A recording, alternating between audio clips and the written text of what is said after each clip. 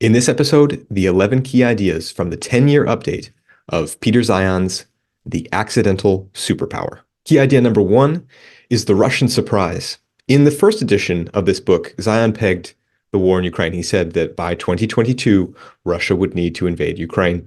Now, in this update in chapter 5 of The Accidental Superpower, Zeihan has added that he is surprised by both Russian incompetence and American action in the war in Ukraine. Zeihan suggests that had Donald Trump remained in office, the whole conflict might have played out very differently. Now we are at a point where Russia is fighting what Peter calls the Twilight War. This is the last generation of Russian men in their 20s. The birth rate just collapses after this. So if they were going to do it, they had to do it now, and they were preparing for a world where they have very, very few men that can patrol their own population as well as their external borders. So this is Russia's last major war. The dire outlook for Russia has compelled Peter to predict on page 96 of the edition that I'm holding that, quote, Russia will use nuclear weapons. Key idea number two is the demographic roller coaster. Don't worry about overpopulation. Zeihan says that the demographic inversion, that's more old people than young people, was theoretical, but now we're 10 years deep. Labor, finance, and government spending are all feeling the crunch. Plus, the shortage of labor causes inflation. For the US, our millennial generation will ease the financial crunch by 2035, and the children of the millennials will ease the labor crunch by the mid-2040s. Key idea number three is the rise of shale. American energy independence is way ahead of Peter's forecasts. Shale technology has matured. Solar and wind, in addition to oil, make a powerful, redundant energy complex for the US. Ultimately, the American energy position is incredibly strong thanks to the shale revolution. Shale won't cause a revolution outside the US for many reasons. Most countries do not have the geology necessary. Plus, there are few countries with the labor, financing, infrastructure, and private property rights necessary to make shale work for them. Still, the world will feel the ripple effects of the American shale revolution, but on America's terms. Key idea number four is that Japan read The Accidental Superpower. Peter knows that the Japanese read his first book because there's a popular Japanese translation. He also believes that the Japanese took his writings to heart. By Peter's estimation, the Japanese have addressed many issues he pointed out by making policy changes in areas such as healthcare, taxation, and labor. These moves have changed Japan's status as the world's fastest aging country. On top of all this, Japan has worked hard to become a great American ally, which sets them up well for the American-led future that Zeihan predicts. Key idea number five is that South Korea did not read The Accidental Superpower. Zeihan describes South Korea as a dependent economy with a poor military. They have chosen to align themselves with Russia and China, which strains relations with the US. And Zeihan says that Korea is always at odds with Japan, which we've just pointed to their strength. Key idea number six is that Ukraine is doomed. Even if Ukraine can defeat Russia, which is hard because their borders are so flat, they are still headed for disaster in Peter Zeihan's estimation. Their demographics were already poor to begin with, but the war has made them worse. Their population is too low. Their birth rates are too low. Their skilled workers are aging. And Peter writes that more than 10,000 Ukrainian children have been kidnapped by Russia, and all documentation of their Ukrainian citizenship has been destroyed. Many Ukrainian young men have died or will die fighting Russia. Many of their women and children have fled as refugees and will settle in other countries that they will grow to call home. For example, I recently met a Ukrainian ballet dancer who has moved to the US, brought his wife to the US, and had a child here in the US. It is unlikely that that child will call Ukraine home after growing up in the US. Key idea number seven is the struggle for Europe. Despite a decline in their demographics and economy over the last 10 years, Europe is muddling through. However, debt, aging, and the retirement of skilled workers will catch up with Europe. The Ukraine war has pushed security priorities to the forefront, making the EU more dependent on the US and Great Britain for their military power. Germany has many virtues, but it is suffering.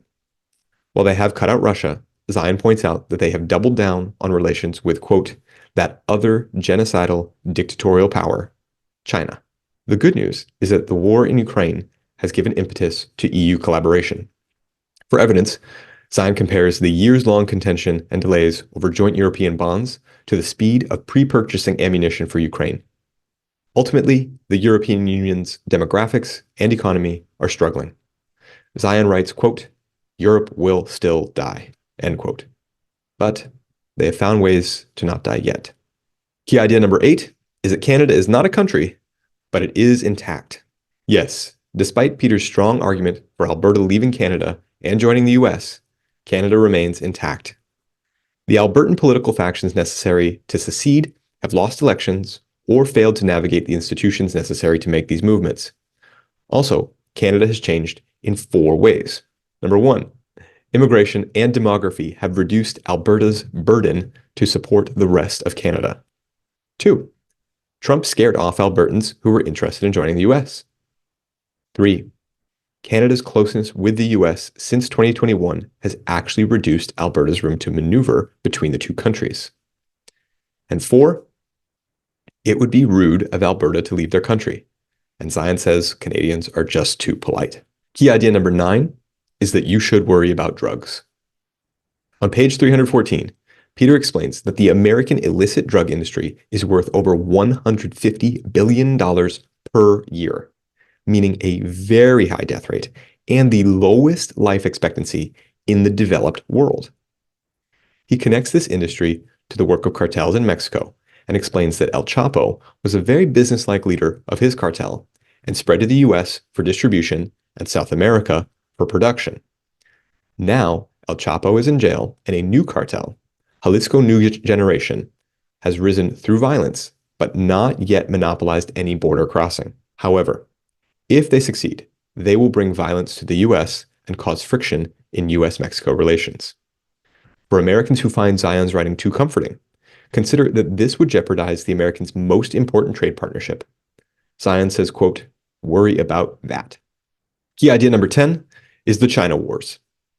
China seems even more potent now than 10 years ago, but horrible geographies can succeed if A, external circumstances ameliorate geographic reality, and the Bretton Woods system does this by using the US Navy to ensure China's global trade and energy security, and B, governance and decision-making are excellent. Peter highlights Deng Xiaoping's clever use of American support while maintaining committees to balance decision-making among China's internal rivals. Now, how do those two factors of being insulated from your own geography and having excellent decision-making stack up today? Peter says they're finished. China has lost American security of the oceans. Peter gives us the example of a 2023 incident where Iranian naval forces detained a handful of oil tankers, and the US did nothing more than issue press releases and wait. China has also lost the leadership of Deng Xiaoping. Zeihan writes that Xi Jinping has built a disastrous cult of personality that penalizes government competence. Zeihan gives numerous examples, starting on page 355, such as the Chinese spy balloon of 2023, which Zeihan says that Xi Jinping was not even aware of before it hit global headlines. Even if these claims about China are all wrong, China's population is collapsing. The impact of China's one-child policy and the subsequent demographic cliff is a massive hurdle for China. Every China expert I've interviewed in domains such as finance, government, history, and military has agreed on this issue. That includes a journalist who lived in China and an Air Force general who lived in China. For those interested, I'm putting up an image on the video form of this episode where you can see China's population chart. Normal population should look like a pyramid. Many countries today look more like an arrow pointing up. But this chart, for China, when you observe the gray sections that show the 100 million person overestimation from China's last census, this chart looks like a diamond.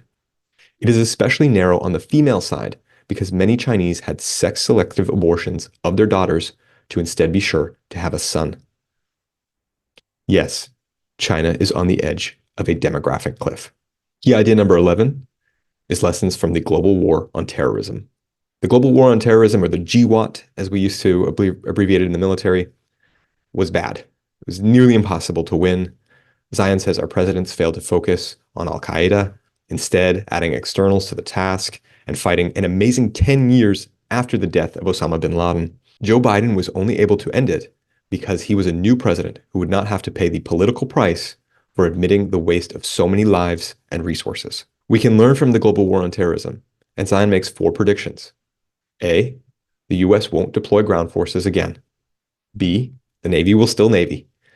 C, the next conflict will likely be with the cartels in Mexico. And D, Russia will be weak and incompetent. Finally, Zeihan says don't worry about terrorism. Terrorism usually seeks local political change, not global. It usually stays close to home, and we shouldn't expect more in the US. If you enjoyed this, be sure to check out my interview with Peter Zeihan using the link in the description or the box on the screen. And if you're new to the channel, I'm Brad Carr. I interview popular authors, and sometimes I make episodes like this to expand on the ideas that come up in those interviews. If you haven't already, be sure to subscribe.